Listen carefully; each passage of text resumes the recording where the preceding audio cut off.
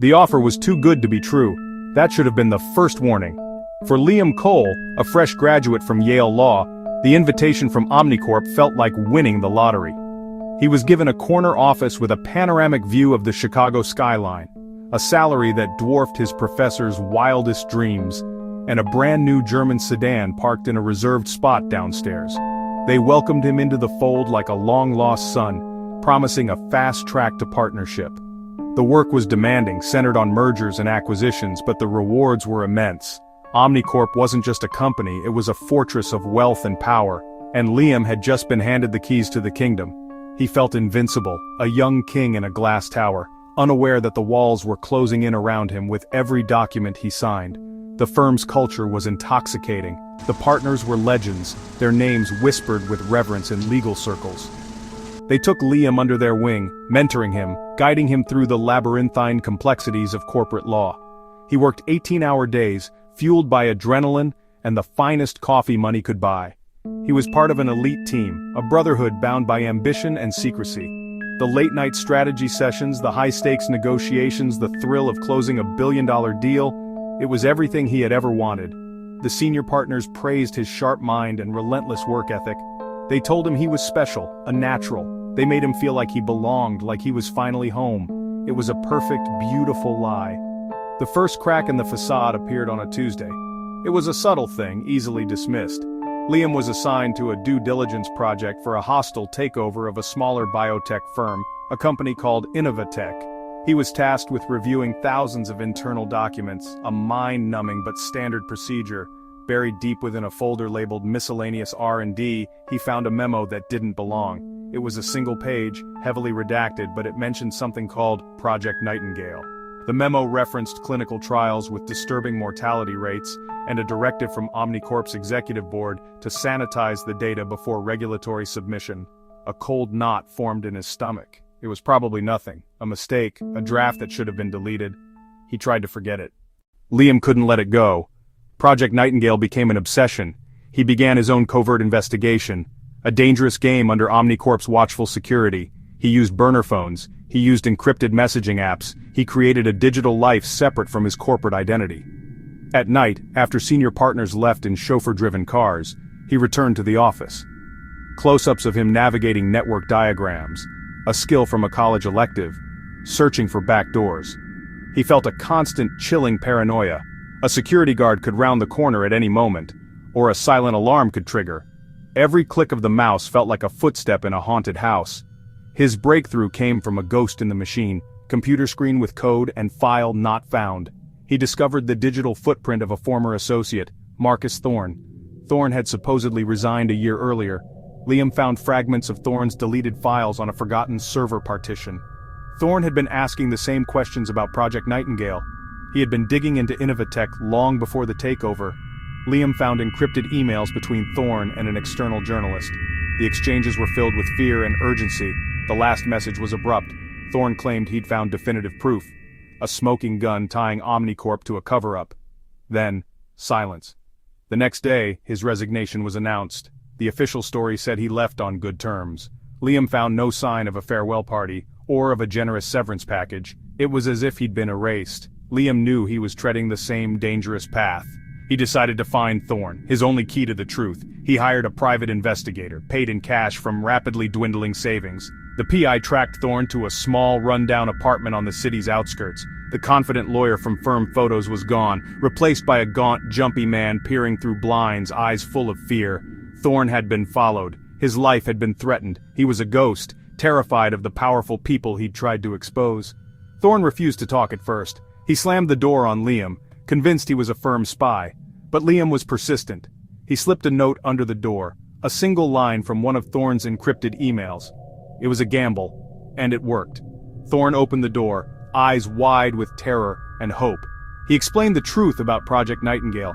It wasn't just sanitizing data. Omnicorp had deliberately suppressed a drug's lethal side effects. They rushed it to market. The drug was now widely used.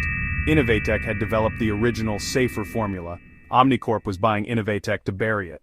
The moment Liam took the hard drive, his world changed. The moment Liam took the hard drive, his world changed. The subtle paranoia became a stark, menacing reality. The next morning his apartment was tossed. It wasn't a random burglary, they were professionals. They didn't take his valuables. They took his laptop, his personal files. They took his sense of safety. They were searching for Thorne's evidence.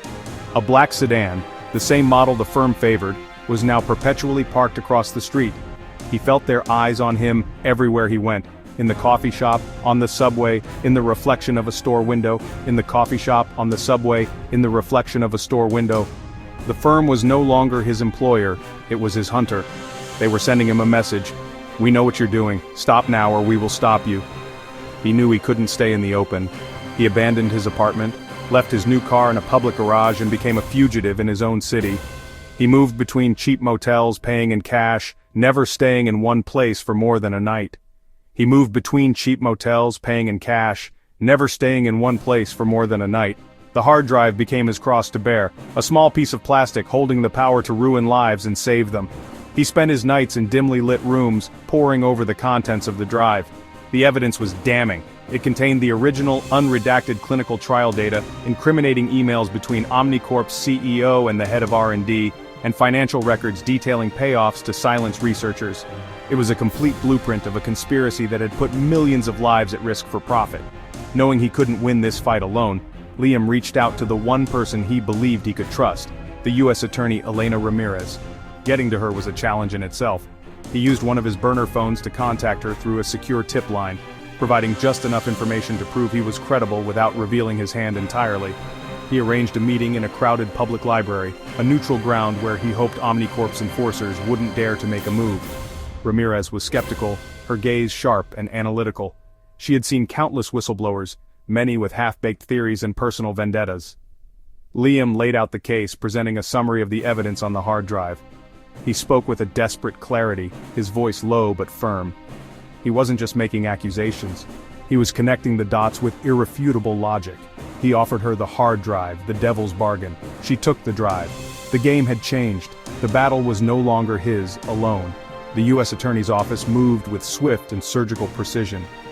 They descended upon Omnicorp's gleaming tower, seizing servers, freezing assets, and serving subpoenas to the entire executive board.